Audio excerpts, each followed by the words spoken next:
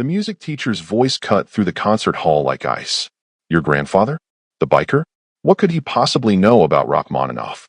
58-year-old Victor Martinez stood in his Hell's Angels vest, facing a room full of wealthy parents who clutched their pearls and pulled their children closer. His granddaughter Emma had just defied her teacher's orders, refusing to play the simple beginner's tune she'd been assigned. Now, the entire Academy board was demanding answers. But what they didn't know was that the man they judged as just another dangerous biker had a secret buried for 25 years. A secret that would shatter every assumption in that room within the next 10 minutes. Before we dive into this incredible story, if you appreciate tales of courage and kindness that challenge what we think we know about people, I'd be honored if you take a moment to like this video and subscribe to our channel. Your support helps us share more stories that remind us never to judge a book by its cover. Thank you for being here. The fluorescent lights of Monroe Academy's music room buzzed overhead like angry wasps as Mrs. Margaret Ashford stood before a semicircle of concerned parents. Her pearl necklace caught the harsh light as she adjusted her reading glasses, surveying the room with the practiced authority of someone who'd taught music to wealthy children for 25 years. In the third row, 16-year-old Emma Martinez sat hunched in a folding chair, her thrift store dress looking even more worn under the unforgiving brightness. She kept her eyes fixed on her lap, willing herself to become invisible. Victor Martinez stood in the doorway, his Hell's Angels vest a splash of black leather against the Academy's pristine white walls. His weathered hands gripped the doorframe, scarred knuckles white with tension. At 58, he'd learned to carry himself with quiet dignity. But tonight, watching his granddaughter shrink under the weight of judgment, every muscle in his body screamed to intervene. He didn't. Control, he'd learned in the Marines and reinforced in the club, was sometimes the truest form of strength. Mrs. Ashford's voice cut through the murmured conversations like a knife through butter. Mr. Martinez, perhaps we should discuss Emma's realistic potential before we finalize her spring recital assignment. The word realistic landed heavy, loaded with implications. Around the room, parents shifted in their seats. A woman in a designer pantsuit actually moved her chair several inches away from Victor's position by the door. Another clutched her purse tighter, as though proximity to a motorcycle club member might somehow contaminate her Prada handbag. Emma felt heat creeping up her neck. This was supposed to be about music, about her future, about the scholarship that had given her access to opportunities her grandmother could never afford. Instead, it had become about appearances, about the fact that she arrived each morning on the back of her grandfather's Harley instead of in a Mercedes SUV, about the holes in her shoes that she tried to cover with black marker, about everything except her ability to play piano.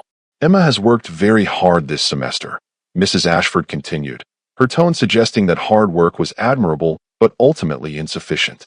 However, musical talent requires proper cultivation, proper environment. Her eyes flickered toward Victor, then quickly away. For the spring recital, I'm assigning her Für Elise. It's a beautiful piece, appropriate for her current skill level, and it will allow her to perform without the pressure of attempting something beyond her capabilities. Victor's jaw clenched. His eyes flashed with something dangerous, something knowing, but he remained silent. Mrs. Ashford had no idea who she was talking to. None of them did.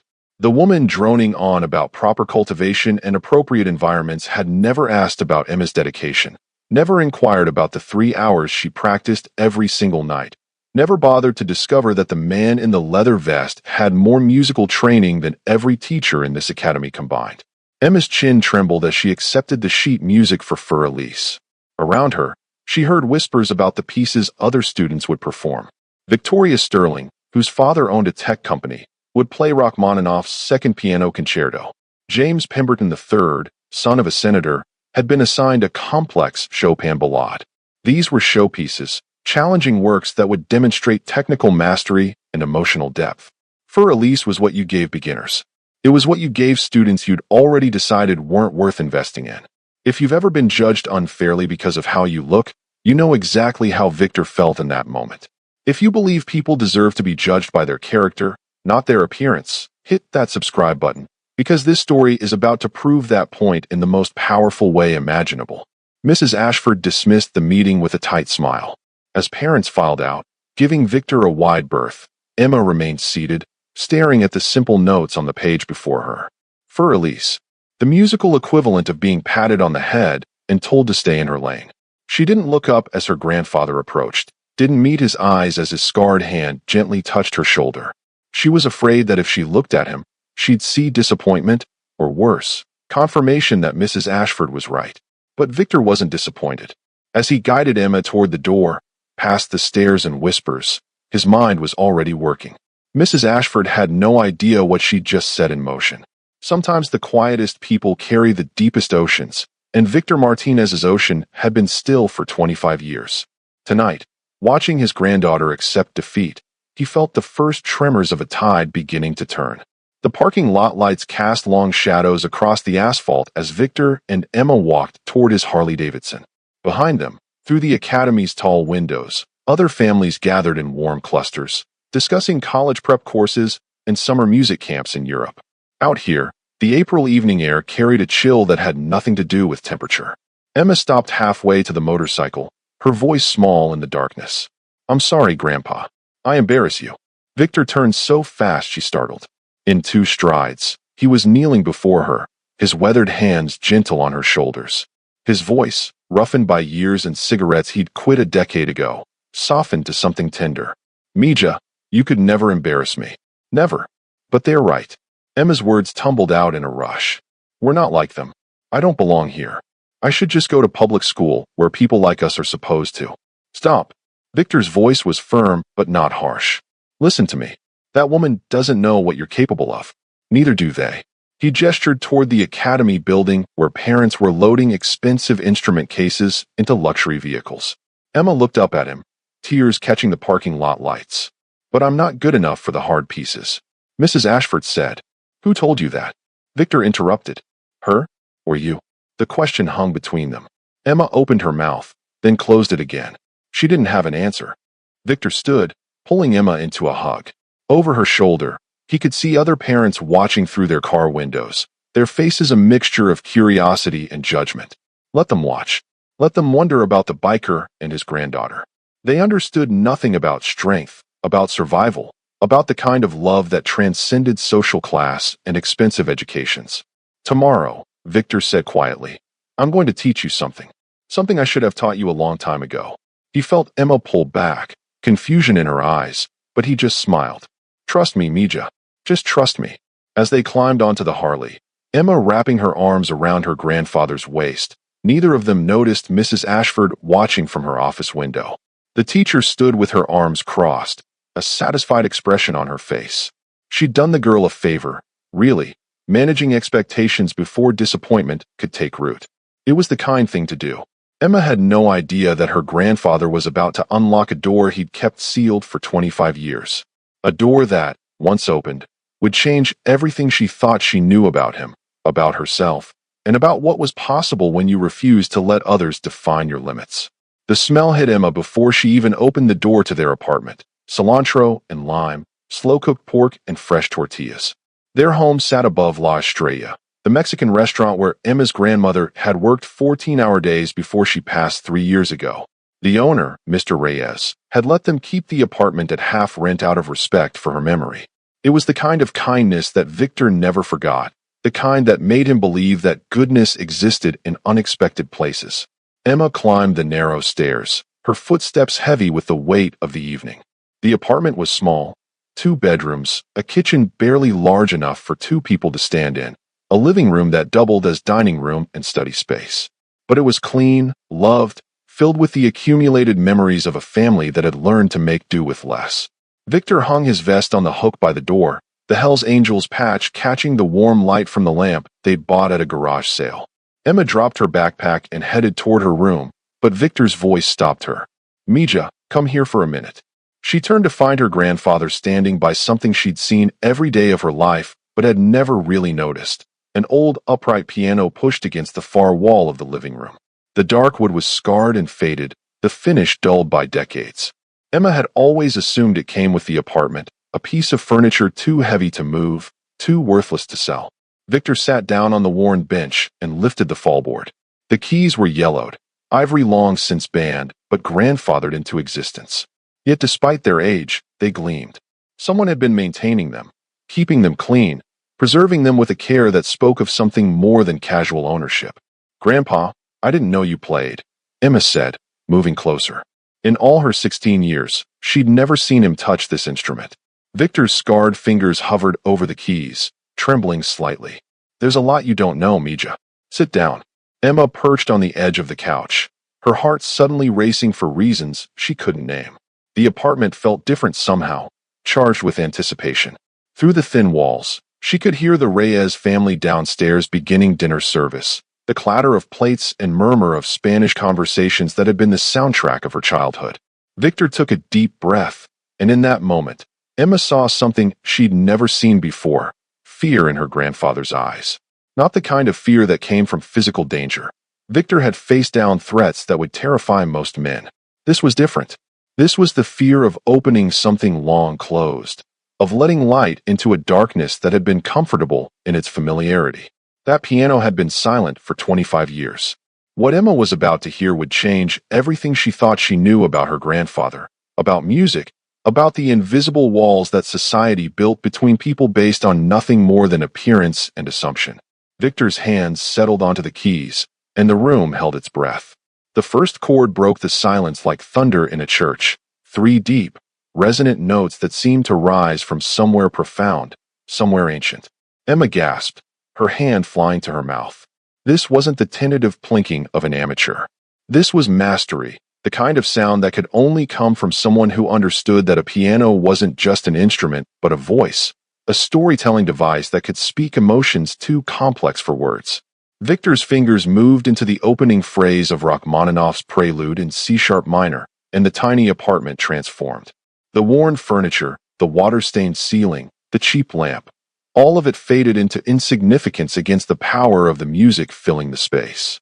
Dark, brooding, the melody carried the weight of Russian winters and existential grief, each note perfectly voiced, each dynamic exactly calibrated. Below them, in the restaurant, conversation stopped.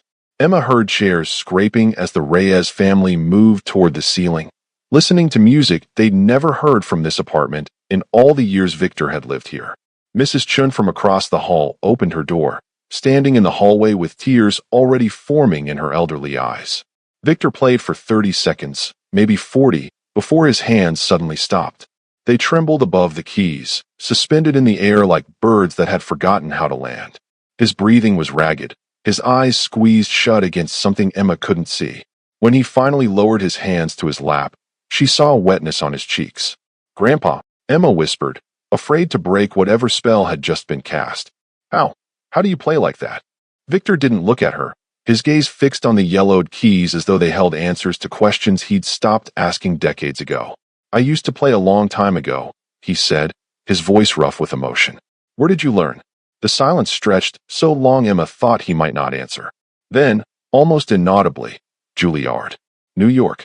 1989. Emma felt the world tilt. Juilliard. She could barely form the word. The Juilliard? The most prestigious music school in America? Victor finally met her eyes, and in his gaze, Emma saw layers of pain and pride, loss and love, all tangled together in a way that made her heart ache. "I was going to be a concert pianist, Mija. That was the plan. That was supposed to be my life." "What happened?" The question came out as barely a breath. Victor's face hardened, the vulnerable moment closing like a door slamming shut. "Life happened. Life always happens." But Emma pressed forward, emboldened by the music still reverberating in her bones. "Grandpa, please. Tell me." The story Victor was about to tell would explain everything. The vest, the motorcycle, the 25 years of silence. It would explain why a man with the talent to play Carnegie Hall spent his days fixing motorcycles and his nights in the company of men society had written off as criminals. It would explain why some gifts are buried not because they're worthless, but because they're too precious to bear, too painful to touch, too heavy with memory to carry. Victor took a deep breath, his scarred hands folded in his lap, and began to speak. "I grew up in Mexico City," Victor began, his voice taking on the cadence of a story told from a great distance. "Colonia Buenos Aires. You know it." Emma shook her head. "Poor neighborhood. My mother cleaned houses for wealthy families in Polanco. My father died when I was 4. Heart attack. No insurance, no savings. Just my mother, my 2 sisters, and me in a 2-room apartment that cost more than my mother could afford." He paused, his eyes unfocused, seeing something decades past. But I could play piano by ear when I was 5 years old. We didn't have a piano, but the church did. Father Miguel would let me stay after Mass, practicing while my mother lit candles for my father's soul. People started calling me El Prodigio, the prodigy. Like it was a joke at first, this little kid from the poor neighborhood playing Mozart. Emma leaned forward, captivated. She'd never heard any of this. When I was 12, a music teacher named Professora Delgado heard me play. She taught at the Conservatorio Nacional de Música, and she did something that changed my life. She gave me free lessons. 3 times a week for 6 years, she taught me everything she knew. Classical technique, European masters, music theory, composition. She said I had a gift that transcended circumstances. Victor's voice softened with gratitude that hadn't dimmed despite the decades. That's kindness, Mija. Real kindness. Seeing potential in someone everyone else overlooks. In 1985, Professor Delgado submitted my application to Juilliard.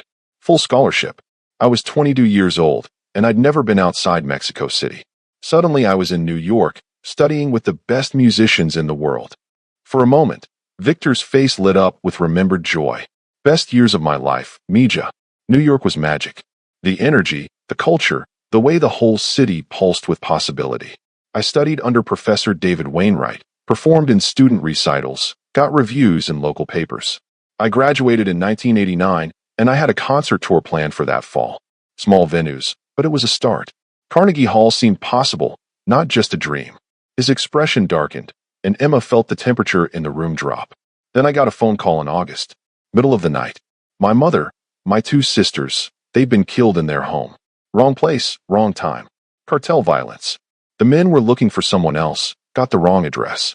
Victor's voice had gone flat, emotionless in the way of people recounting trauma they've learned to contain but never overcome. I flew back for the funerals. Closed caskets, all 3. I couldn't even see them one last time. I couldn't play at their memorial. Every time I tried to touch a piano, I'd see my mother's face, hear my sister's laughter. Every note reminded me of what I'd lost, of the fact that I'd been in New York chasing dreams while they were murdered in their beds. Emma was crying openly now, but Victor continued, his voice steady. I canceled the tour, dropped out of music completely. I joined the United States Marines because I needed discipline, needed structure, needed something to stop me from disappearing into the grief. Served 6 years. Saw combat. Got the scars. He held up his weathered hands. Some from the Marines. Some from fights. Some from trying to hurt myself enough to stop feeling. After my service, I had PTSD. Couldn't perform in public, couldn't handle the pressure, the exposure, the vulnerability that music requires. Then I found the Hells Angels. They gave me a different kind of family, the kind that didn't care about my past or my potential. They just cared about loyalty, about showing up, about being there when it mattered. They saved my life, Mija. I mean that literally. Victor looked directly at Emma, his eyes glistening. I haven't played in front of anyone for 25 years. That piano has been silent since the day I moved into this apartment. But tonight, watching you accept that woman's judgment, watching you believe her assessment of your worth, I couldn't stay quiet anymore. Grandpa, I never knew. Emma choked out through her tears. I'm so sorry. I'm so sorry. Victor pulled her into his arms, holding her tight. Don't be sorry, Mija. The club gave me purpose when I had none. They gave me brotherhood when I was alone. Music was my first love, but my brothers kept me alive when music couldn't. He pulled back, looking into her eyes. But I never forgot. I just couldn't share it anymore. The pain was too big. Until now, Emma whispered. Until now, Victor confirmed. Because some things are more important than pain. You're more important. And Mrs. Ashford doesn't get to define you any more than tragedy gets to define me.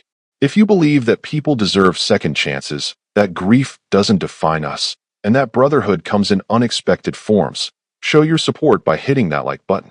Victor's about to prove that true strength isn't about violence. It's about vulnerability, about facing the things that terrify us most, and about refusing to let the world tell us who we're allowed to become.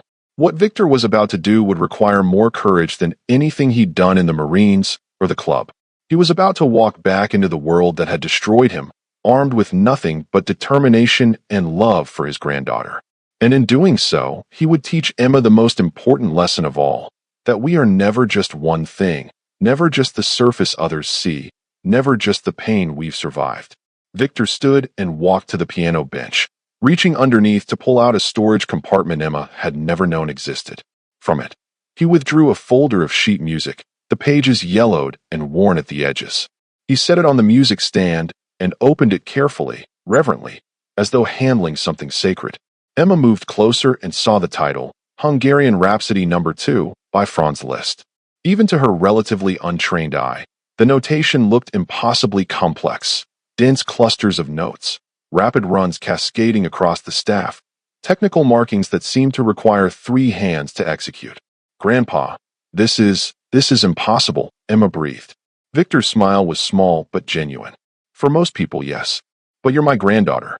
You have my blood, my mother's determination, Professor Delgado's training running through your veins, even if you don't know it yet." He turned to face her fully. "I want to teach you this piece. Not for Elise. This." "But Mrs. Ashford said."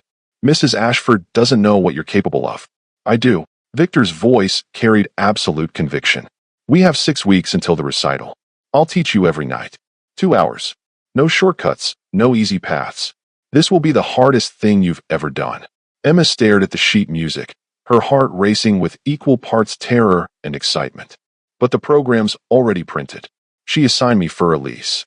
Then she'll have to print a new program." Victor's eyes glinted with something that looked almost like mischief. "But Mija, you have to promise me something. You don't tell anyone. Not your friends, not Mrs. Ashford. This stays between us."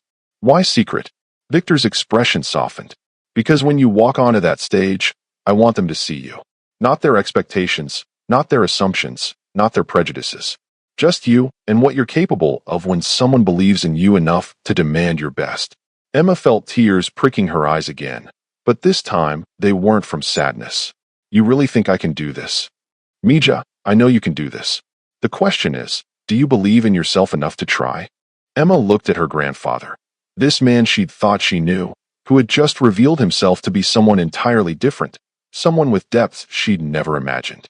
She thought about Mrs. Ashford's condescending smile, about Victoria Sterling's designer gowns and expensive private lessons, about all the whispered conversations and pitying glances. Then she thought about the music her grandfather had just played, about the power and emotion that had filled their small apartment, about the possibility that she, Emma Martinez from the apartment above a Mexican restaurant, might have that same power sleeping inside her, waiting to be awakened. She met Victor's eyes and nodded. "Teach me." And so began the most intense 6 weeks of Emma's life. Every night, while the wealthy academy students attended their private lessons in climate-controlled studios, Emma learned from a master they'd never respect. A Juilliard graduate in a Hells Angels vest, a man who knew more about music and resilience and the cost of greatness than any of them could imagine. The old piano in the apartment above La Estrella was about to sing again, and this time, it would sing revolution. Week 1, the foundation. Victor began with the basics, but not the basics Emma expected. "Your wrists must be loose, like water," he instructed, demonstrating a fluidity of motion Emma had never seen before. Liszt called it floating fingers. The power comes not from pressure but from precision, from understanding that the piano is a percussion instrument that must be persuaded, not beaten into submission. Emma struggled with the left-hand octave runs, her fingers cramping after just 15 minutes. Tears of frustration welled up as she hit the wrong notes for the 20th time in a row. Victor remained patient, his teaching voice calm and steady. "Again, slowly. Speed comes from accuracy, not force. Master it at half tempo, then 3/4, then full speed. There are no shortcuts." They practiced until 11 at night, the sound drifting down through the floorboards to where Mr. Reyes was closing the restaurant. At first, he complained. His staff couldn't concentrate with all that racket overhead. But when Victor appeared at his door the next evening with a container of fresh tamales from a vendor 3 blocks over, Reyes softened. "Just try to wrap up by 11, he said with a small smile. It was kindness meeting kindness, the currency that mattered most in their neighborhood. Week 2, the breakthrough. Emma's fingertips began developing calluses, small hardened spots that marked her dedication as clearly as any badge. She could play the opening section without mistakes now, her hands finding the keys with increasing confidence. Victor taught her the fiery middle section, the part where Liszt's Hungarian soul emerged in full force. This part is where Liszt shows his passion, his rage, his pride, Victor explained, his own hands demonstrating the explosive energy required. He was Hungarian, like your grandmother. He understood that music isn't just about beauty, it's about truth. Sometimes truth is angry. Sometimes truth demands to be heard. Emma started to feel it then, the shift from mechanical execution to emotional connection. She wasn't just playing notes anymore. She was speaking in a language that transcended words, telling a story that her grandmother, who'd worked herself to death in a restaurant kitchen, would have understood intimately. Week 3, the crisis. At school, Emma heard Victoria Sterling practicing Rachmaninoff in the advanced practice room. The sound was flawless, polished to perfection by years of expensive instruction and unlimited access to grand pianos. Emma stood outside the door, listening, and felt her confidence crumble. Victoria had been training since she was 4 years old. Emma had 6 weeks. She came home defeated, her face streaked with tears. "Grandpa, I can't do this. She's been training for years with the best teachers money can buy." Victor set down the motorcycle part he'd been cleaning and looked at his granddaughter with absolute certainty. "She's been training with expensive teachers. You're training with love." He let that sink in. There's a difference between technically perfect and truly felt. Victoria plays like a machine, precise, clean, soulless. You're going to play with soul. That's something money can't buy, something no amount of private lessons can teach. That comes from here. He placed his hand over his heart. Week 4, the witness. On a Tuesday evening, there was a knock at the door. Victor opened it to find Tiny, his club brother, standing in the hallway with an apologetic expression. "Sorry to bother you, Grave. I was downstairs getting food, and I heard music. Didn't know the kid could play." Victor invited him in, and Tiny, 6'5", 280 pounds, covered in tattoos that told stories of a hard life lived on the margins, sat carefully on their worn couch and listened to Emma practice. When she finished the section she'd been working on, Tiny wiped his eyes unselfconsciously. "That's beautiful, little sister," he said, his voice rough with emotion. "Real beautiful." Emma stared at him, really seeing him for the first time. This man that society would dismiss as dangerous, threatening, someone to fear. He was crying over Liszt. Do you know music?" she asked hesitantly. Tiny smiled. "Used to play saxophone in high school jazz band. Before I dropped out, before everything went sideways. Music was the only thing that made sense back then." He looked at Victor. "Mind if I listen sometimes? I'll stay quiet." Victor nodded. Family supports family. Emma realized something profound in that moment. The people she'd been taught to trust, Mrs. Ashford with her credentials and pearl necklace, the wealthy parents with their designer clothes and expensive cars, they judged her worthless based on appearance. But these men, these Hell's Angels that society feared, they saw her value immediately. They recognized effort and dedication and the beauty of someone reaching beyond their circumstances. The world, Emma was learning, had everything backwards. Week 5, the mastery. Emma played the piece from start to finish with only 3 minor mistakes. Victor stood and applauded, genuine pride radiating from him. "Mija, you're ready." "But I made mistakes." "Perfection is boring," Victor interrupted.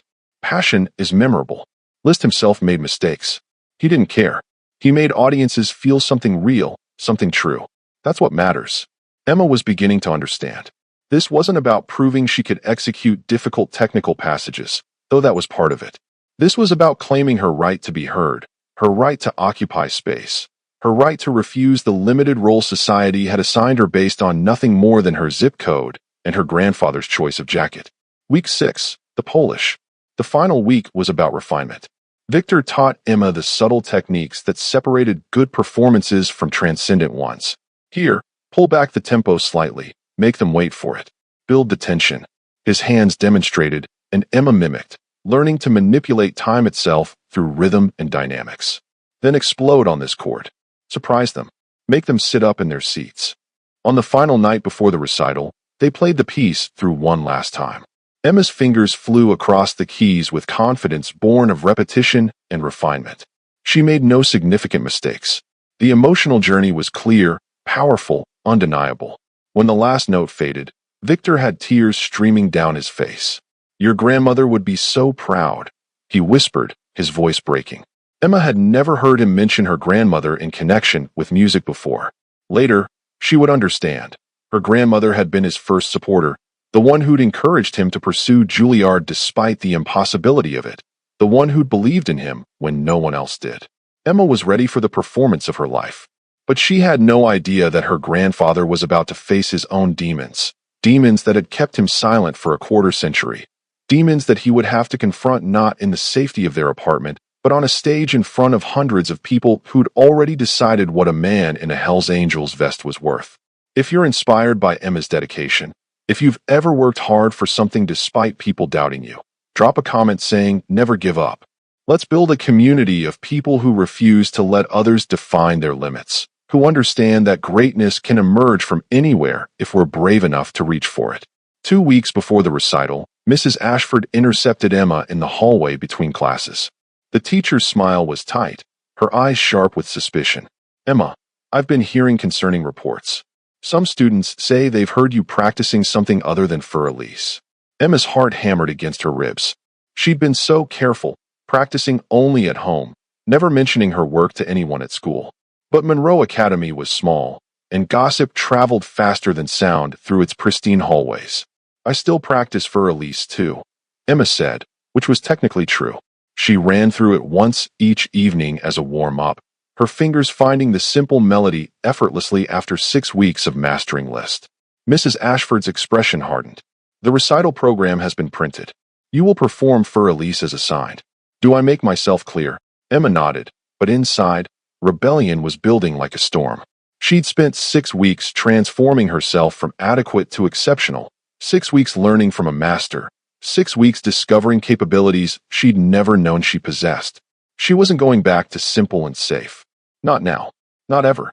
That afternoon, while fetching a book from her locker, Emma passed the faculty lounge. The door was ajar, and she heard her name spoken in Mrs. Ashford's precise, judgmental tone. Emma froze, her hand on her locker door, listening. "I'm concerned about the Martinez scholarship," Mrs. Ashford was saying. "She's simply not a good cultural fit for Monroe Academy. That motorcycle man dropping her off every morning is unsettling for the other children." Another voice agreed. Victoria Sterling's mother, who volunteered as the Academy's fundraising chair. "My concern exactly," said a male voice Emma recognized as belonging to Senator Pemberton, James's father. "Perhaps we should reevaluate our scholarship criteria. Academic excellence is important, but so is maintaining the Academy's reputation and community standards." Mrs. Ashford's response was carefully measured. "I couldn't agree more. After this recital, I plan to recommend a thorough review of Emma's placement here. For her own good, of course. She might be happier in a less demanding environment." Emma's vision blurred with tears. They weren't just judging her playing. They were planning to expel her from the Academy entirely. Not because she'd done anything wrong, but because her grandfather wore a leather vest instead of a suit, because she lived above a restaurant instead of in the hills, because she represented something uncomfortable to their carefully maintained world. She ran to the nearest bathroom, locked herself in a stall, and called her grandfather with shaking hands. "Grandpa," she sobbed when he answered. "I heard them. They're going to take away my scholarship. After the recital, they're going to kick me out." Victor's voice, when he spoke, was deadly calm in the way that meant he was furious. "Because of me. No, because they're snobs who can't stand that someone like me might actually belong in their precious academy." There was a long pause. Then Victor said something that changed everything. "Mija, listen to me very carefully. You're going to play that Liszt piece. You're going to walk onto that stage and show them exactly what you're made of. And then let them try to take your scholarship. Let them try." His voice carried such absolute conviction that Emma felt her panic subsiding. "But if they do, we'll deal with it. But they're not going to. You know why? Because after they hear you play, after they see what you're capable of, they'll realize that kicking you out would be the biggest mistake they could make. You're about to become the best thing that ever happened to Monroe Academy, whether they know it yet or not." What Mrs. Ashford didn't know was that she was about to face more than just a talented student. She was about to face a Juilliard-trained master who'd been silent for 25 years. And silence, once broken, can be deafening. That evening, Victor called an emergency meeting at the clubhouse. 15 Hells Angels gathered in the garage where they usually discussed routes for charity rides and fundraising for local veterans. Tonight, the agenda was different. "My granddaughter is being discriminated against," Victor said without preamble. "Because of me. Because of this vest. Because of our brotherhood." His jaw was tight, his hands clenched into fists. They're planning to revoke her scholarship after the recital. Not because she's done anything wrong, but because we don't fit their idea of acceptable. The garage fell silent. These men understood discrimination intimately. Most of them had criminal records from their youth, mistakes that followed them forever regardless of how much they'd changed. Society had written them off, and they'd found family with each other, brotherhood in a world that offered them nothing but judgment. Tiny stood first, his massive frame seeming even larger in the enclosed space. So what do we do about it? Chains, the club treasurer, spoke up. We show up. To the recital. Full colors. All of us. Victor blinked. What? You want them to see bikers? Chains continued. We'll give them bikers. But bikers who support education. Bikers who love our families. Bikers who show up when it matters. He looked around the room. Who's in? Every hand went up. Reaper, the club president, nodded slowly. It's decided. We ride for Emma. After the meeting officially ended, Victor went outside for air. He didn't know that inside the clubhouse, his brothers were having a second, quieter conversation. Chains had set up a fund, contributions from each member, no questions asked. If Emma lost her scholarship, the club would fund her education privately. $15,000 so far, and they'd get there. That kid's got heart, Tiny said, looking at the growing number in Chains' ledger. She's one of ours now. We protect our own. This is what real brotherhood looks like. Not violence or crime, but showing up for family when society tries to tear them down. If you believe the Hells Angels deserve a fair shake, that they're more than stereotypes, hit that like button. These men are about to prove it in the most powerful way possible. Emma couldn't sleep. At midnight, she crept out of her bedroom and sat at the piano, placing her hands on the keys without pressing down. She played the piece silently, her fingers moving through muscle memory, hearing every note in her mind. Victor appeared in the doorway, watching her. Can't sleep either, he said quietly. Emma jumped, then relaxed. I'm scared, Grandpa. Victor sat beside her on the bench, the same place he'd sat every night for 6 weeks. Me too, Mija. Emma looked at him in surprise. You? You're the bravest person I know. Bravery isn't not being scared, Victor said. It's doing it anyway.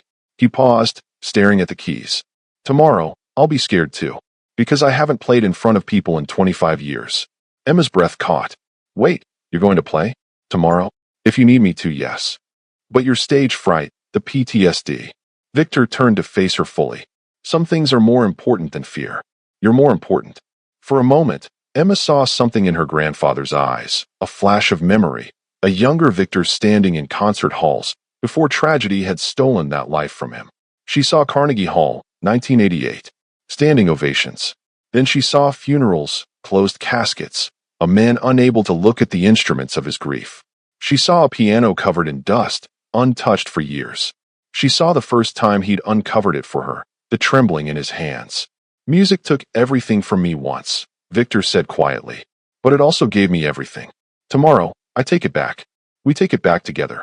Emma hugged him tightly, feeling the leather of his vest against her cheek, smelling motor oil and Old Spice cologne, the scent of safety, of home. I love you, Grandpa. I love you too, Mija. Now get some sleep. Tomorrow we make history. Victor had no idea that in less than 24 hours, he would be doing more than supporting Emma from the audience.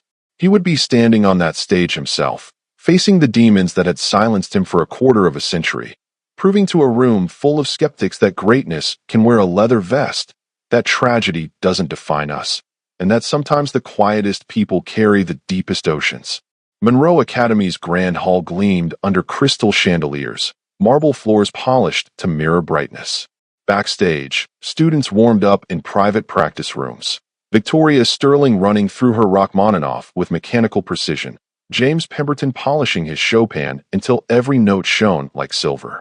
Emma sat alone in a corner, her hands shaking. Mrs. Ashford appeared, clipboard in hand, checking the program. Emma Martinez, Fur Elise, she read aloud, then noticed Emma practicing different notes. Her face flushed red. What do you think you're doing? Emma stood, finding strength she didn't know she possessed. I'm playing Liszt's Hungarian Rhapsody No. 2. Mrs. Ashford's voice rose to a hiss. Absolutely not. I forbid it. You can't forbid me from showing what I'm capable of. I can pull you from the recital entirely. Emma met her teacher's eyes without flinching. Then pull me. But if I play, I'm playing List. The other students had stopped practicing, watching the confrontation with wide eyes. Victoria whispered to James, "This is going to be a disaster." Mrs. Ashford's hands trembled with rage. "Fine. Humiliate yourself. But when you fail, remember, I tried to protect you." Outside, the parking lot told its own story. Black Mercedes and BMW SUVs arrived in steady succession, disgorging parents in tuxedos and evening gowns, diamonds glinting at throats and wrists. Then came a sound that made everyone freeze, the rumble of 15 Harley-Davidsons pulling up in formation. The Hells Angels arrived in full colors, clean leather vests displaying their patches with pride. Victor dismounted first, helping adjust his vest. Tiny followed, his massive frame drawing stares and gasps. Chains, Reaper, and 12 other brothers formed up, respectful but unapologetic about who they were. A security guard approached nervously. "Sir, this is a private event."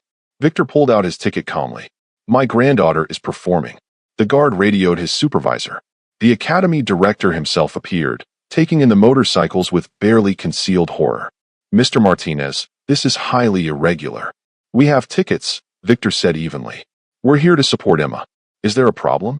The director, trapped by the logic of paid admission, could only shake his head. "No problem. Please, come in." The Hells Angels filed into the grand hall, taking seats in the back rows. The effect was electric. Wealthy parents stared openly, some pulling their children closer, others whispering behind manicured hands. A woman clutched her Hermes purse tighter, as though proximity to motorcycle club members might somehow contaminate it. But then Tiny, noticing a scared little boy staring at him, gave a gentle wave. The boy, after a moment's hesitation, waved back, smiling. It was a small moment, but several parents noticed, their expressions shifting from fear to confusion to something approaching sheepishness. Victor scanned the program in his hands and felt his jaw clench. Emma Martinez, Fur Elise, it still read. They hadn't updated it. They were setting her up to fail, making sure everyone expected the simple piece so her defiance would seem like rebellion rather than growth. He leaned over to Tiny. "They're setting her up." Tiny's massive hand patted Victor's shoulder gently. "Then we make sure everyone sees her succeed. Brother, that's why we're here." The lights dimmed, and the recital began. Emma's revolution was minutes away, and nobody in that hall, not the wealthy parents, not Mrs. Ashford, not even Victor himself, could fully predict the earthquake about to shake Monroe Academy's careful foundations. Victoria Sterling glided onto the stage in a designer gown that cost more than 3 months of Emma's grandmother's restaurant wages. She sat at the grand piano with perfect posture, her hands positioned exactly as her expensive private teachers had taught her. When she began Rachmaninoff's second piano concerto, every note was technically flawless. But it was cold, precise but emotionless, like listening to a computer generate music. The notes were correct, the tempo perfect, but there was no soul, no vulnerability, no sense that Victoria was pouring anything of herself into the performance. It was a demonstration of technical skill, nothing more. The audience applauded politely. Victoria's parents beamed with pride, recording on their phones. Mrs. Ashford nodded approvingly, satisfied that her teachings had produced exactly what she'd intended: competent, predictable excellence. James Pemberton followed with similar results. His Chopin ballade was executed with precision, every dynamic marking observed, every articulation clean. But listening to him was like watching someone check boxes on a list. Technically impressive, emotionally hollow. 3 more students performed, all from wealthy families, all demonstrating the same pattern. Monroe Academy had become a factory, producing pianists who could play the notes but had forgotten how to feel them. The Hells Angels sat in the back row, applauding politely after each performance, but Tiny whispered to Victor, "They're good, but something's missing." "Heart," Victor replied. "That's what's missing." After intermission, the director returned to the microphone for the final performance. "Ladies and gentlemen, our last performer of the evening." He paused, checking his program. "Miss Emma Martinez will perform Fur Elise by Ludwig van Beethoven." The Hells Angels section tensed. They knew Emma wasn't playing that piece. Victor leaned forward in his seat, his scarred hands gripping the armrests. Emma walked onto the stage, and the contrast was immediate. No designer gown. She wore a simple black dress that her grandfather had bought at a consignment store, carefully ironed, respectful but clearly not expensive. Her shoes were the same ones she wore to school, the holes covered with black marker. Against the opulence of the grand hall, against the wealth displayed by previous performers, Emma looked exactly like what she was, a scholarship student from the wrong side of town. Whispers rippled through the audience. The scholarship student. The one with the biker grandfather. Several wealthy parents leaned together, their expressions a mixture of pity and condescension. In the wings, Mrs. Ashford stood with her arms crossed, waiting for Emma to sit down and play her assigned simple piece. Emma reached the piano bench and sat down. She adjusted her position, her hands hovering over the keys. The hall fell silent, hundreds of eyes fixed on this 16-year-old girl who had no idea she was about to detonate a bomb in the middle of Monroe Academy's carefully maintained class structure. Victor's heart hammered in his chest. This was it. The moment 6 weeks of training had built toward. The moment Emma would either prove herself or be humiliated in front of everyone who'd already decided her worth. His hands were sweating, his breath shallow. He hadn't felt this nervous before his own Carnegie Hall debut.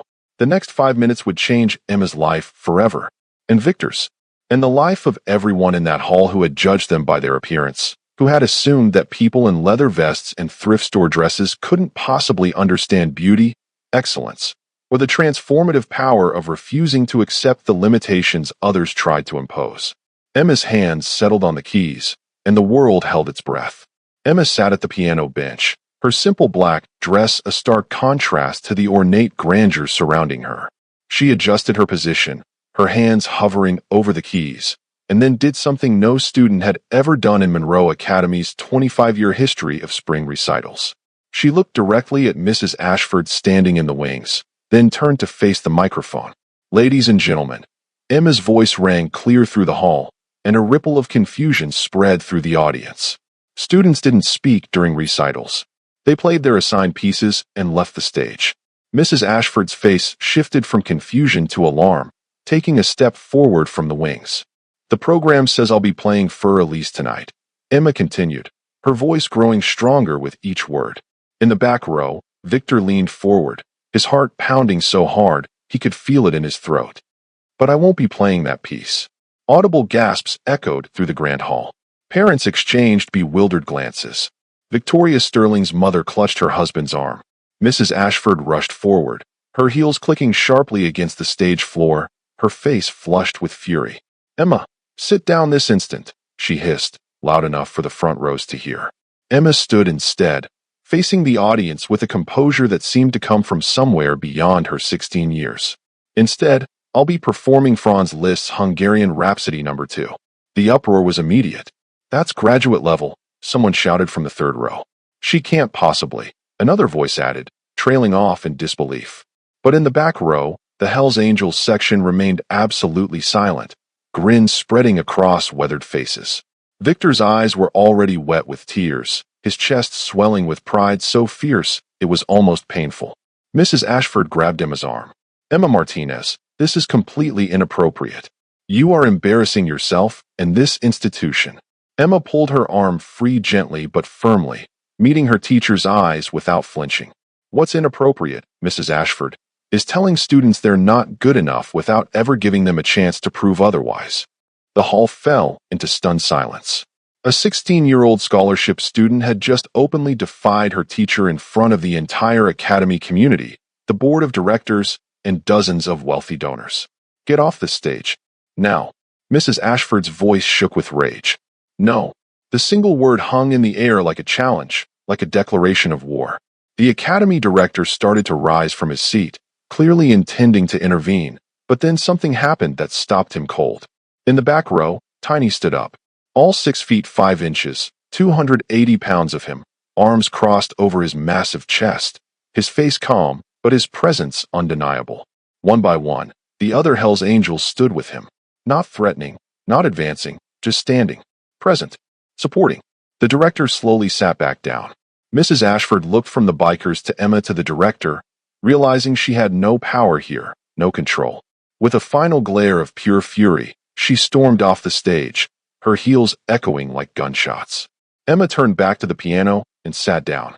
She placed her hands on the keys, closed her eyes, and took a deep breath that seemed to draw strength from somewhere ancient and unshakable. Then she looked back one final time at her grandfather. Victor nodded, mouthing words only she could see. Ride your own ride. The first chord exploded into the silence. Deep, resonant, perfect. The slow introduction to Liszt's Hungarian Rhapsody filled every corner of the grand hall with a sound so rich, so confident, that even Mrs. Ashford, watching from the wings with her arms crossed and her jaw clenched, felt her eyes widen. That wasn't beginner playing. That wasn't even good amateur playing. That was something else entirely. Emma's left hand established the dark, brooding bass line while her right hand sang the mournful Hungarian melody above it. The audience, which had been leaning back in judgment moments before, now leaned forward in disbelief. Victoria Sterling whispered to her mother, "How is she doing this?" Her mother had no answer, too transfixed by what she was witnessing. Then came the transition, the moment when the slow introduction exploded into the frisca, the fast section that separated competent pianists from masters. Emma's fingers flew across the keys with such speed and precision that several people in the audience gasped audibly. Her left hand created cascading runs that sounded like thunder rolling across mountains, while her right hand delivered the lightning-fast melody with crystalline clarity. This was professional-level playing. This was conservatory-level playing. This was the kind of performance that belonged in concert halls, not in a high school recital. Mrs. Ashford stood backstage with her hand over her mouth, her face cycling through shock, disbelief, and the dawning horror of catastrophic miscalculation. The fiery middle section arrived, the most technically demanding passage in the entire piece. Emma's hands crossed and leaped across the keyboard, executing octave runs at breakneck speed. Sweat beaded on her forehead, her carefully pinned hair coming loose, but she didn't falter. She wasn't just playing the notes, she was embodying them, channeling every ounce of Hungarian passion and defiance that Liszt had poured into the composition. Every note seemed to declare, "I am here. I matter. I will not be silenced." In the audience, wealthy parents sat transfixed, their children's eyes wide with wonder. The Hell's Angels section remained silent, but several were wiping their eyes unashamedly. Victor had given up trying to hold back his tears. He watched his teaching come alive through his granddaughter's hands, watched 6 weeks of late-night practice and dedication, and refusing to accept limitations transform into something transcendent. Emma built toward the climax, her entire body engaged in the performance, no longer the intimidated scholarship student, but an artist claiming her rightful place. The final cascading run led to the concluding chords, which Emma struck with such authority, such finality, that the sound seemed to shake the crystal chandelier overhead. The final note rang out, sustaining, filling the hall, then slowly fading into silence. For 3 eternal seconds, nobody moved.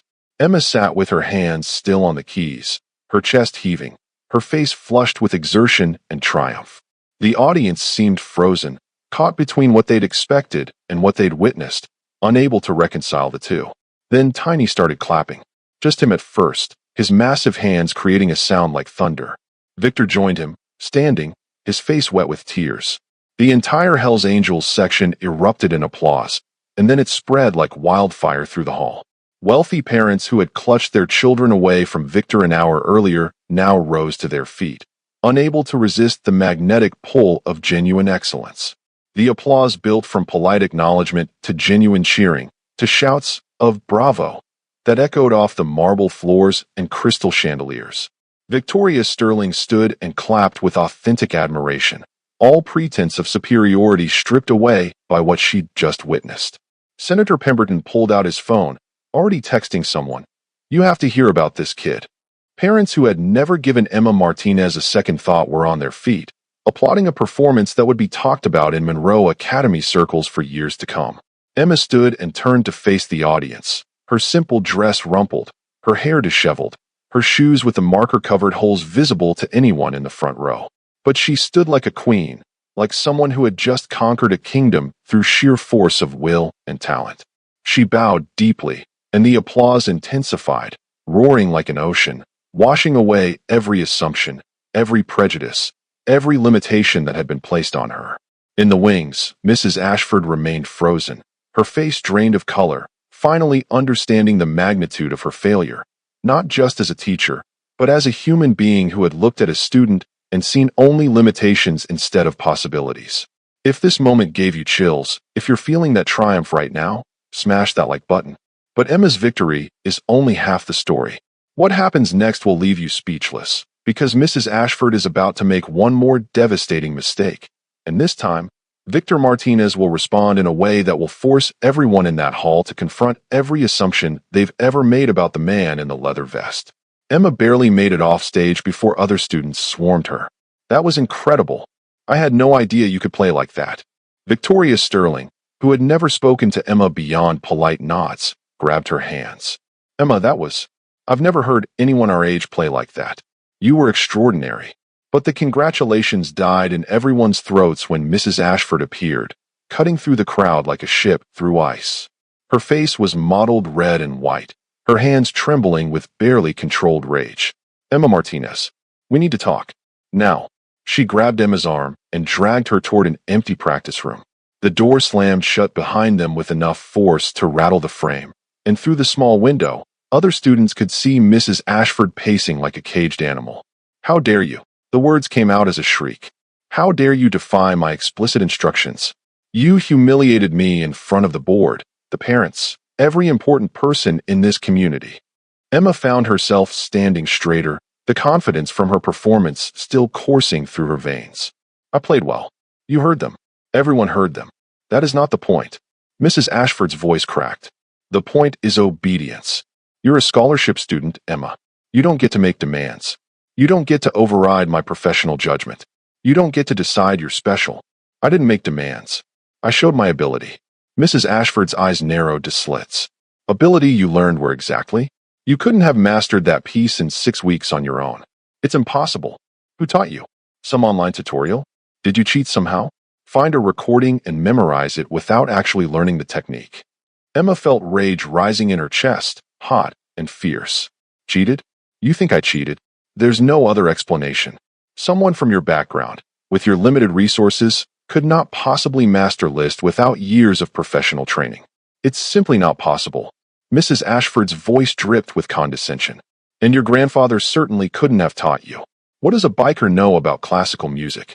What could someone like that possibly understand about Liszt or technique or the kind of refinement required for that level of performance? Something in Emma snapped. My grandfather knows more than you will ever know. Mrs. Ashford laughed, a cruel, mocking sound. Oh, really? Did he learn at the motorcycle club? Between bar fights and whatever else those people do. He learned at Juilliard. The silence that followed was absolute. Mrs. Ashford stared at Emma as if she'd just claimed her grandfather was secretly the president. Then she laughed again, even more cruelly. Juilliard? Your grandfather? That biker in the leather vest attended the Juilliard School of Music? That's the most absurd thing I've ever heard. Emma's hands were shaking, tears of rage blurring her vision. He did. He graduated in 1989. He was going to be a concert pianist. And I suppose next you'll tell me he played Carnegie Hall. Mrs. Ashford's voice was heavy with mockery. He did. In 1988. The New York Times called him the most promising pianist of his generation. Mrs. Ashford's expression shifted from mockery to something darker, more vicious. You're either delusional or a liar, Emma. Possibly both. Your grandfather is a criminal in a motorcycle gang. He's exactly the kind of person I've spent my career protecting students from. He's a Marine Corps veteran and a concert pianist. Emma was shouting now, past caring who heard. Mrs. Ashford smiled, cold and satisfied. Then prove it. Prove any of this ridiculous fantasy you've concocted to explain how you cheated your way through that performance. Emma didn't answer.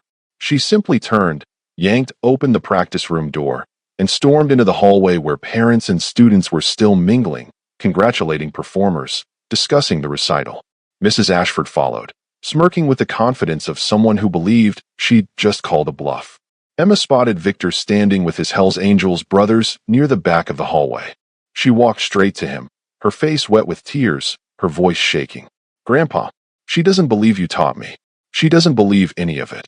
Victor looked past Emma to Mrs. Ashford, who had positioned herself where her voice would carry to the assembled crowd. Mr. Martinez, she said loudly, ensuring everyone could hear. Your granddaughter claims you're a Juilliard graduate. A concert pianist. She paused for effect, and several parents actually laughed nervously. I told her that's impossible, utterly impossible. But she insists on embarrassing herself, and you, further. So please, enlighten all of us. Where exactly did you study music? The hallway fell silent. All eyes turned to Victor Martinez, standing in his Hell's Angels vest, his scarred hands hanging at his sides, his weathered face unreadable. Emma looked up at him with pleading eyes. His brothers watched silently, ready to support whatever he decided to do. Mrs. Ashford's smile grew wider. That's what I thought. Exactly what I. Juilliard School of Music, Victor said quietly. Class of 1989. The silence that followed was deafening. Mrs. Ashford's smile faltered. That's a lie. I can show you my diploma if you'd like. It's in a box under my bed. Has been for 25 years.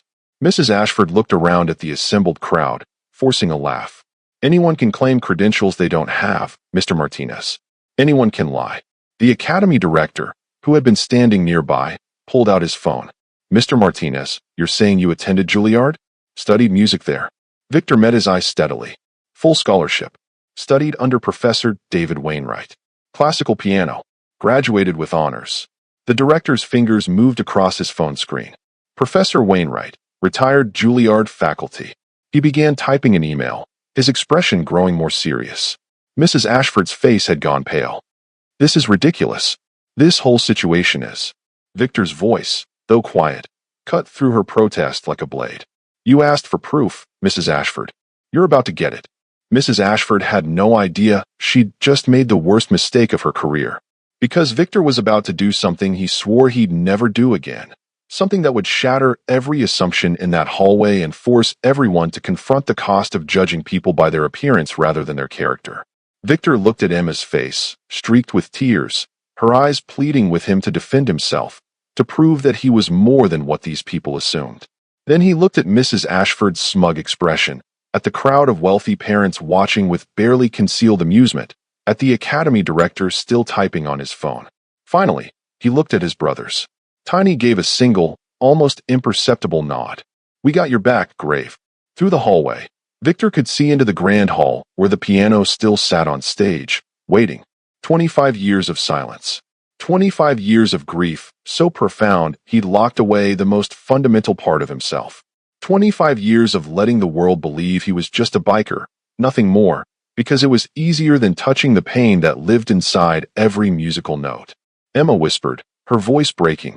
You don't have to, Grandpa. We can just leave. We can. Yes, Victor interrupted gently. I do have to. He looked at Mrs. Ashford. You want proof? I'll give you proof. He started walking toward the stage. Not quickly, not with bravado, but with the steady purpose of a man who had finally decided to stop running from the thing that terrified him most. Parents instinctively pulled their children aside as he passed, old habits dying hard even after Emma's performance. His brothers fell into formation behind him, not threatening, just present, a silent wall of support. Victor climbed the stage steps and walked to the grand piano. It was a Steinway Model D, the kind of instrument he'd once dreamed of owning, the kind used in concert halls around the world. He sat on the bench and adjusted the seat, his movements automatic, muscle memory from decades ago reasserting itself. He placed his hands over the keys. They were shaking. For a long moment, Victor just stared at his hands hovering above ivory and ebony, seeing two versions of himself superimposed. Young Victor, 22 years old, at Carnegie Hall in 1988, playing for an audience that gave him a standing ovation. And then Victor at his family's funeral, unable to play at their memorial because every note screamed of loss too profound to bear. The hallway had fallen completely silent. Even Mrs. Ashford, her arms crossed skeptically, had stopped talking. People were peering through the doorway, watching this biker sit at a piano, wondering if he was actually going to play or if this was all some elaborate bluff. From the wings, Emma's voice came soft and clear. I love you, Grandpa. Victor closed his eyes, took a deep breath that seemed to come from the center of the earth, and let his hands fall to the keys. The opening chord of Rachmaninoff's Prelude in C-sharp minor crashed through the grand hall like a declaration of war. 3 massive, dark, powerful notes that seemed to shake the building's foundation. This wasn't student playing. This wasn't amateur playing. This wasn't even good professional playing. This was mastery, the kind that comes from years of dedicated training combined with innate, undeniable genius. Mrs. Ashford's smug expression vanished instantly. Her mouth fell open. In the hallway, parents who had been smiling with condescending amusement now sat up straight, their faces shifting from mockery to shock to something approaching awe. Victor's hands moved across the keyboard with 35 years of muscle memory guiding them. Despite a quarter-century of silence, his body remembered everything. Every technique, every nuance, every subtle dynamic that transformed notes on a page into something transcendent.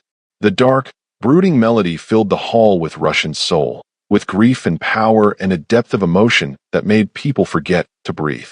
He wasn't at Monroe Academy anymore. He was at Carnegie Hall in 1988, young and full of dreams. He was in Moscow with Rachmaninoff's ghost, understanding the composer's exile and longing. He was at his family's funeral, finally able to play the music he couldn't touch then, finally letting 25 years of grief pour out through his fingertips. The piece built in complexity and power, Victor's whole body engaged, swaying with the music, his eyes closed against the present. Massive chords thundered in the bass. The melody soared above like a bird made of sorrow and hope intertwined. The crystal chandelier actually vibrated with the force of sound filling the space. People in the hallway could feel it in their chests, in their bones, a physical presence of music so powerful it transcended mere sound.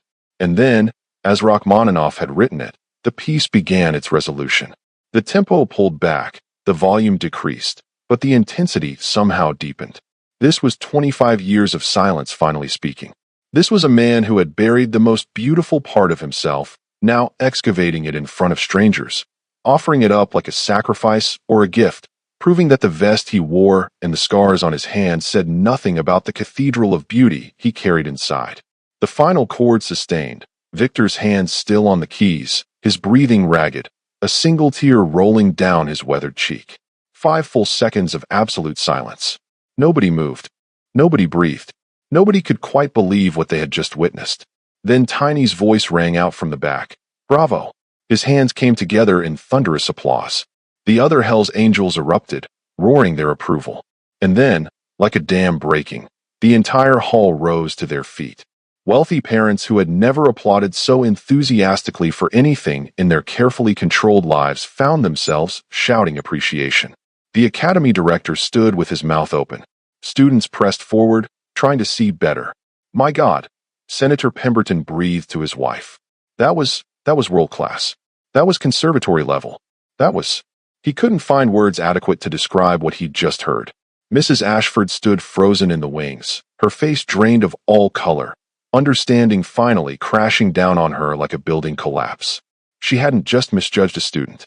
She had dismissed, condescended to, and publicly mocked a musician whose talent exceeded her own by orders of magnitude. She had spent months treating a Juilliard graduate like an ignorant criminal. The magnitude of her failure was too enormous to process. Victor stood slowly, turning to face the audience. He was still wearing his Hell's Angels vest. His hands were still scarred from decades of mechanical work and harder living. But he stood on that stage like a titan, like someone who had just reclaimed a part of himself he thought was lost forever. The applause continued. 30 seconds, 45 seconds, a full minute of sustained ovation. Emma ran onto the stage and threw her arms around him. They stood together, grandfather and granddaughter, both proven, both vindicated, both having shown a room full of skeptics that greatness doesn't come in the packages we expect. If that performance gave you chills, if you felt every note of Victor's journey, if you believe that people are more than their appearance, leave a comment saying, never judge a book by its cover. And if you stood up in your heart just now, hit that subscribe button, because Mrs. Ashford's reckoning is about to teach everyone in that hall a lesson they'll never forget. 15 minutes later, backstage, the academy director's phone buzzed with an incoming email. He read it aloud to the assembled group, his voice barely above a whisper. Victor Martinez was one of the finest students I ever taught. Exceptional talent, extraordinary dedication. The tragedy that befell his family was devastating. I'm glad to hear he's still playing. Please send him my warmest regards. Professor David Wainwright, Juilliard School of Music, Emeritus. He forwarded the email to Mrs. Ashford, who was standing apart from everyone else, her arms wrapped around herself as if physically holding the pieces of her professional reputation together. Her face went from pale to ashen as she read the words on the screen. The director's voice was ice. My office. Now. To Victor and Emma, he added with genuine respect, please wait here. I'll need to speak with you both shortly. 20 minutes passed. When Mrs. Ashford emerged from the director's office, Her eyes were red and puffy, her perfect makeup smeared. She walked directly to Victor, who was sitting with Emma and his Hells Angels brothers. Her voice shook as she spoke. "Mr. Martinez, I owe you an apology. A profound apology." She paused, struggling to continue. "I judged you based on your appearance. I dismissed your granddaughter based on prejudice and assumption. I failed as a teacher. I failed as a human being." Victor's voice was quiet but firm. "Yes, you did." Mrs. Ashford winced but nodded, accepting the verdict. "I've submitted my resignation to the board. It's effective immediately." She turned to Emma. "I don't deserve to teach students like you. Students who work harder than anyone, who overcome more than anyone, who have more heart than anyone. I'm sorry I couldn't see that until it was too late." She walked away, her heels clicking hollowly against the floor. Emma started to say something, but Victor put his hand on her shoulder. "Should we stop her, Grandpa?" "No, Mija. Consequences teach us what words can't. Forgiveness will come later, when she's ready to truly understand what she did wrong. But we don't need to be cruel. She'll learn." The director approached, his expression humble in a way it had never been before. "Mr. Martinez, I have a proposition. We'd like to offer you a position as part-time music instructor. We clearly need someone who understands that talent comes from all backgrounds, not just the ones we're comfortable with." Victor shook his head. "I appreciate the offer. But no." The director looked surprised. "No, I'll teach," Victor clarified. "But at the community center downtown.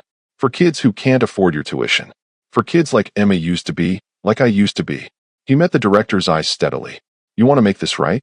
Sponsor scholarships. Real ones. With real support, not just token diversity. Fund the community music programs. Give kids from every background the chance to discover what they're capable of." The director, properly humbled, nodded. "We will. I give you my word." In the parking lot after the event, the Hells Angels gathered around their motorcycles while Emma stood in the center, surrounded by men who an hour ago had been strangers to most of the academy community, revealed now as family. "Kid, you were incredible." Tiny lifted her off her feet in a bear hug that would have crushed a smaller person. Chains clapped her on the shoulder. "Made us proud, little sister. Real proud." Other brothers offered congratulations, gentle high fives, grins that transformed their intimidating faces into something warm and paternal. "Thank you all for coming," Emma said, her voice thick with emotion. "For supporting me. For standing up when Mrs. Ashford tried to." Reaper, the club president, interrupted. "That's what family does. And you're family now. Officially." He pulled a small patch from his vest. "Honorary member, Ironheart Chapter." Emma's eyes filled with tears as she accepted it, understanding the weight of what was being offered. Chains cleared his throat. "Oh, engrave, we took up a collection." He handed Victor an envelope. Inside were checks and cash totaling $23,000. For Emma's college fund, in case anything had happened with the scholarship. Victor's voice broke. "Brothers, I can't." "Don't say nothing," Tiny interrupted gently. "Just keep teaching that girl. She's going places, and we're going to be there cheering every step." The ride home was a convoy of 15 motorcycles escorting Victor and Emma through the city streets. Emma sat on the back of her grandfather's Harley, her arms wrapped around his waist, wearing her new honorary patch, feeling safer and more loved than she ever had in the halls of Monroe Academy. The rumble of engines was a song of belonging, of found family, of the kind of brotherhood that society dismissed, but which these men lived every single day. 6 months later, in a converted warehouse in one of the city's working-class neighborhoods, a sign hung above the entrance. Martinez Music Community Center, where every voice matters. Inside, 20 pianos of varying quality, some donated, some purchased, some rescued from schools that were upgrading, sat in rows. Students from every imaginable background took lessons. Some arrived in Mercedes, their parents having learned a profound lesson about assumptions and worth. Some arrived on the backs of motorcycles, children and grandchildren of Hells Angels members. Some walked from nearby apartments, carrying sheet music and backpacks held together with duct tape. All were treated exactly the same. Victor, now a full-time music instructor, moved between students with patience and skill. A young Hells Angels prospect worked on a Chopin etude, his tattooed fingers surprisingly graceful on the keys. A wealthy teenager whose parents had witnessed Victor's performance practiced beside a girl from the local housing project. Victor taught classical, jazz, contemporary, whatever spoke to each student's soul. The door opened, and Emma entered, home from Juilliard for winter break. Students abandoned their practice to swarm her with hugs and questions about music school. She helped with lessons, demonstrated techniques, and told them that if she could make it, so could they. Then the door opened again, and everyone fell silent. Mrs. Margaret Ashford stood in the doorway, looking nervous and small in a way she never had at Monroe Academy. Victor, I was hoping I could volunteer, help with administrative work, or teach beginner students. Her voice trembled. I want to learn, to do better, to be better. Victor studied her for a long moment. His brothers, who were visiting to hear Emma play, tensed slightly, ready to support whatever decision he made. Then Victor smiled, not cruelly, but with genuine warmth. Everyone deserves a second chance, Margaret. Welcome to the family. Mrs. Ashford's eyes filled with tears as she nodded gratefully. Later, Victor stood before a group class, Emma beside him, students from every background listening intently. Music doesn't care about your address, he told them. Doesn't care about your clothes, or your car, or your last name, or what your parents do for a living. Music only cares about what's in your heart. The walls told the story of what the center had become. Victor's Hells Angels vest hung in a frame, honored and respected. Beside it, his Juilliard diploma, equally honored. Below them, photographs of students who had gone on to college, to music schools, to lives they'd once thought impossible. An award from the City Council for Community Service Excellence hung nearby. In the corner, Victor and Emma sat at a piano together, playing a duet, Brahms' Hungarian dance, joyful and energetic. Students watched and clapped along. Mrs. Ashford sat in the back, learning humility alongside music theory. Hells Angels brothers visited, listening with appreciation. Wealthy parents who had changed their minds mingled with working-class families. The community, united by music and the understanding that greatness can come from anywhere if we're brave enough to look past our prejudices. The Martinez Music Community Center had provided free music education to over 300 students from all backgrounds. 45 had received college scholarships. Victor taught 6 days a week, turning away no one who wanted to learn. Emma returned every break to help, already planning to open similar centers in other cities after graduation. And on the wall, beneath all the awards and photographs and symbols of transformation, a simple plaque read, "Never judge a rider by their vest. Never judge a student by their circumstances. Never judge anyone by anything except the content of their character and the size of their heart." Victor and Emma proved that greatness can emerge from the most unexpected places. They proved that Hells Angels can be heroes, that scholarship students from working-class neighborhoods can outperform the wealthy and privileged, and that we should never, ever judge people by their appearance. Mrs. Ashford learned the hardest way possible that prejudice doesn't just hurt the people we dismiss. It blinds us to beauty and talent that could enrich our lives and our communities.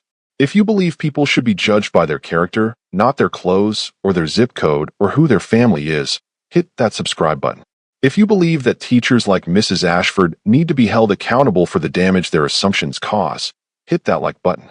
And if you think this story needs to be shared so that someone else who's been dismissed and underestimated can find the courage to prove their worth, share this video right now. Comment below with your location and the words, "Never judge by appearance." Let's build a global community of people who refuse to let society's narrow assumptions define what's possible. Every comment is a vote against prejudice. Every like is a stand for fairness. Every share is a declaration that we see people for who they truly are, not who we assume them to be. Mrs. Ashford's story is a warning. Victor and Emma's story is inspiration. Which side are you on? Show us by engaging with this video right now. Because the world is full of talented people being dismissed by modern-day Mrs. Ashfords, and they need to know that we see them, we believe in them, and we're standing with them. Subscribe, like, comment your location, and never judge by appearance. Share this story. Take a stand. Be the person who refuses to judge a book by its cover. Thank you for watching. Now go prove someone wrong about what you're capable of.